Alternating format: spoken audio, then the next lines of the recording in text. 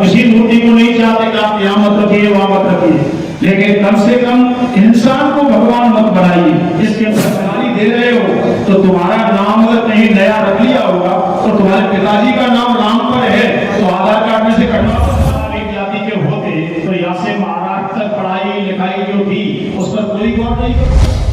नमस्कार दोस्तों, समाजसेवी संस्था अनुपमा राज दंडोतिया वेलफेयर फाउंडेशन सामाजिक न्याय स्वाभिमान सेना ARD न्यूज में आप सभी का स्वागत है। दोस्तों, आज ग्वालियर में BN राव के साथ भारत की आजादी के सभी वीर अमर शहीदों को याद किया गया।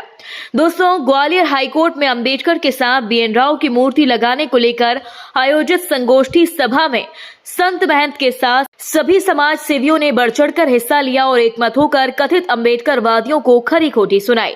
दोस्तों, सामाजिक समरसता के लिए संघर्षशील भगवताचार्य रामवरण शास्त्री ने मंच से पहली बार दहाड़ लगाई। कहा, अंबेडकर और बौद्ध धर्म की बात करने वाले हिंदुओं को नहीं खुद को अंबेडकर को धोखा दे रहे हैं। दोस्तों, यही नहीं, रामवरण शास्त्री का कहना था कि ब्राह्मण क्षत्रिय वैश्य यदि गलत हैं, बुरे हैं तो सवर्णों के गोत्र और सरनेम क्यों लिखते हो। BN राव असली संविधान निर्माता हैं। अंबेडकर तो नाम के लिए ड्राफ्टिंग कमेटी के अध्यक्ष थे, वह भी अंग्रेजों के दबाव में। कोई बता दें, अंबेडकर ने अंग्रेजों के खिलाफ और भारत की आजादी के लिए कोई आंदोलन किया हो। सम्मान करते, सहानुभूति करते। सबसे बड़ी विडंबना वहां होती है कि लोग लाठियों पर नाम लिखाएं तो कोई दिक्कत नहीं हो, किसी ने लाठी हाथ में ले ली बुढ़ापे में तो उससे दिक्कत बड़ी हो जाती है। और लोग नाम ले लेकर के नाम लेके बार बार बोले तो उन्हें दिक्कत नहीं है। लेकिन मैं प्रशासन से सभी से निवेदन ये करूंगा कि एक तरफा रवैया न करें। एक तरफे रवैया में कभी न कभी कोई दिक्कत आ जाती है। एक बात मेरे समझ में नहीं आती है, ज्यादा समय नहीं लूंगा आपका मैं, कि हमने महापुरुषों को पढ़ा है, हमने सभी महापुरुषों को पढ़ा है, क्योंकि बिस्मिल भूमि से मेरा जन्म है, रामप्रसाद बिस्मिल की भूमि से मेरा जन्म है। मेरे गांव ने, मेरे परिवार ने शहादतें दी हैं। हमारे गांव ने, हमारे क्षेत्र में, हमारे चंबल की मिट्टी ने शहादतें दी है। लेकिन आज मैं ये पूछना चाहता हूँ, इतने लोग बैठे हैं, ये मत मानिए कि आप 400 हो गए 4000, कोई फर्क नहीं पड़ता।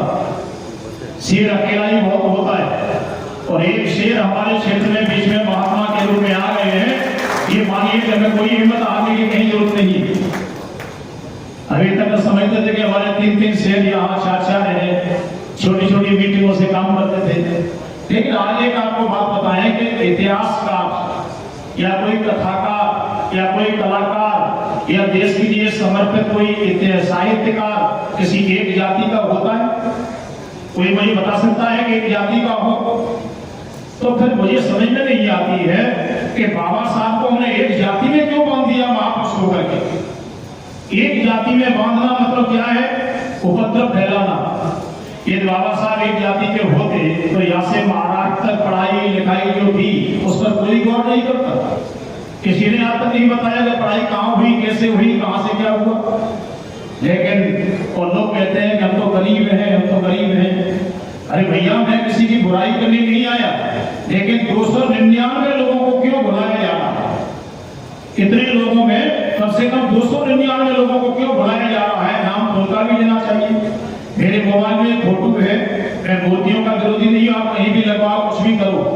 लेकिन सबसे बड़ी बात यह है कि मूर्ति की परवरिश क्या है। हम आप तक सुनते आए थे कि करे धाम, वृंदावन धाम, मथुरा धाम, और अब आज जाकर के नए नए धाम बसने लगे। ये कहाँ का लेख है? कौन से शास्त्र में लिखा हुआ है कि ये धाम बसना चाहिए? और कोई भी, लेकिन हम ग्वालियर की अमन शांति चाहते हैं। हमारे प्रशासन ने जो सहयोग आज से नहीं पहले से भी किया है और हमेशा करता रहेगा। प्रशासन का काम यह है कि प्रशासन ने दंगा फसाद होते देते लोगों को कभी जिंदगी में ग्वालियर के अंदर घुसने नहीं दिया है और इसलिए हमारा जो सहयोग किया है। लेकिन आज बड़ी विडंबना ये होती है। जय श्री राम। सबसे बड़ी बात यह है कि सबसे बड़ी बात यह होती है कि यहाँ देखने की बात ये मिलती है कि सवर्ण समाज के अंदर ही नहीं, हमारे यहाँ एक सूत्र बताया गया है। महाराज जी बैठे हुए हैं, संत महात्मा और भी बैठे हुए हैं कि सर्वे भवन्तु सुखिनः सर्वे सन्तु निरामया सर्वे भद्राणि पश्यन्तु मा कश्चित् भाग भरे। शास्त्र की बात अगर आती है तो शास्त्र की बात में हमेशा ये सोचना चाहिए। तो हमें महाराज जी केवल इसलिए आए थे कि हम सब एक ही का गाना गा रहे हैं, तो बीएन राव साहब को नाम लेने में क्या दिक्कत आती है लोगों को, ये बताइए। और कोई विषय नहीं देता, इतना बड़ा इशू नहीं था, लेकिन हमारे यहाँ लोगों ने इसको इतना इशू बना दिया कि वो ऐसा करने आए, ऐसा करने आए। लेकिन आज मैं बता दूं, ये चंबल की माटी है, चंबल की माटी कभी फेंकी नहीं जाती। लेकिन सबसे बड़ी बात ये आती है कि ये जब मूर्तियों में विश्वास नहीं करते, ब्रह्मा विष्णु महेश को छोड़ते हैं, तो सीमेंट की मूर्ति बना के ग्राम गांव दरवाजे पर लगा के क्या करोगे? ये जब आप मूर्तियों में विश्वास नहीं करते हो, इधर एक तरफ संकल्प लेते हो ब्रह्मा को नहीं मानेंगे, विष्णु को नहीं मानेंगे, शंकर को नहीं मानेंगे, और तुम नहीं मानोगे तो सूर्य चंद्रमा को छोड़ जाइए, अग्नि को छोड़ जाइए, चूल्हे पर बैठ करके अपना घी दूध मत पकाइए, रोटी मत बनाइए, क्या क्या छोड़ोगे? गंगा को नहीं मानोगे, माता पिता को नहीं मानोगे। जिन जिन लोगों ने, मेरे समझ में एक ही बात आती है कि 5 से 2018 से या 12 से ये सब माहौल जातिवाद का फैला है। और मैं जिस गांव में जन्मा हूँ, मेरे बगल में भी दलित रहते हैं, हम उन्हें चाचा कहते हैं, वो हमें चाचा कहते हैं, कोई दुर्भाव नहीं हुआ।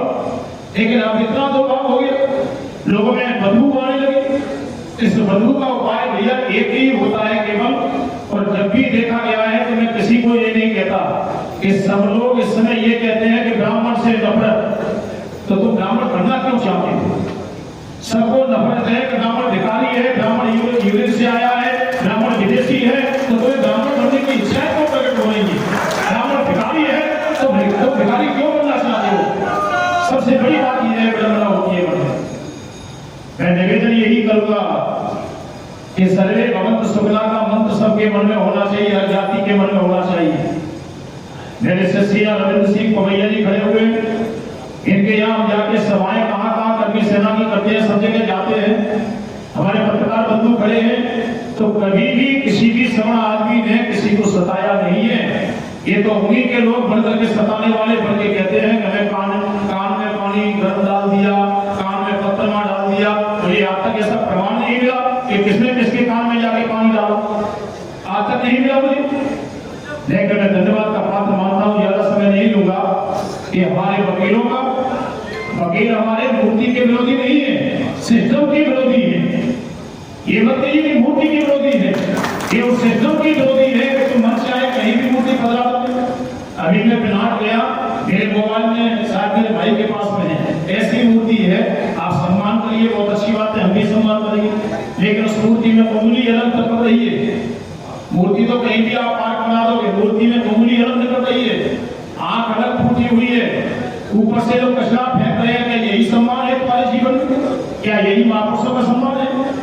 और अगर ऐसी बात आती है तो आपको छोटी सी बात बता दूं 2 मिनट में, कि जब से हमारे रक्षक मोर्चा ने और वकीलों ने और हमारे सभी सर्व समाज ने ये बीएन राव साहब की बात उठाई है, तब से लोगों के पेट में दर्द हो रहा है, इतना दर्द हो रहा है, इतना दर्द हो रहा है कि शायद कोई डॉक्टर भी उसको संभालने को तैयार नहीं है, उसको कोई डॉक्टर भी लेने के तैयार नहीं है। अरे भैया, जब हमें किसी से दर्द नहीं है तो तुम्हारे पेट में ऐठन क्यों हो रही है? तुम भी हमारे सहायता करिए। दोस्तों, आज असली संविधान निर्माता की बात अंबेडकर और बीएन राव को लेकर अब भारत की आजादी और अंग्रेजों के गुलाम समर्थकों के बीच तक जा पहुंची है, जो शायद किसी भी समाज और देश के लिए सही नहीं।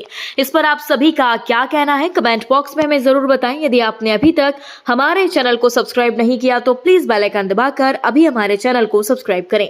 अगली ताजा खबर के साथ हम आपके बीच एक बार फिर हाजिर होंगे। तब तक के लिए नमस्कार, जय हिंद।